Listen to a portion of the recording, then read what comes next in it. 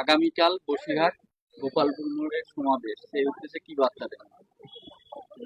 ওয়াকফ একদিকে যেমন মুসলিমদের সম্পদ ধর্মীয়, ঠিক তেমনি এই আইনটা যে তৈরি হয়েছে ভারতের সংবিধান বিরোধী আইন তৈরি হয়েছে, অর্থাৎ সংবিধানকে বুড়াগোল দেখিয়ে আইনটা তৈরি করেছে।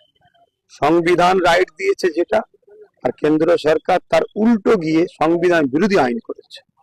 তাই জাতি ধর্ম বর্ণ নির্বিশেষে আমি মনে করি এই ওয়াকফ কালা কানুনকে যেমন বাতিল করা যেমন সবার দায়িত্ব, আমরা সবাই প্রতিবেশী ভাই ভাই, পাশাপাশি সংবিধানের উপর আঘাত যখন দেওয়া হয়েছে, সংবিধানকে বাঁচাবার স্বার্থে কেন্দ্র সরকারের বিরুদ্ধে সবাই সংগঠিত হওয়া দরকার। তাই আসুন আগামীকাল পলগাঁও যে হামলা হয়েছে সন্ত্রাসী, তাদেরকে এখনো উপযুক্ত শাস্তি দিল না, ধরলো না, তারও প্রতিবাদ, যাতে উপযুক্ত শাস্তিও ধরা হয় তাদেরকে।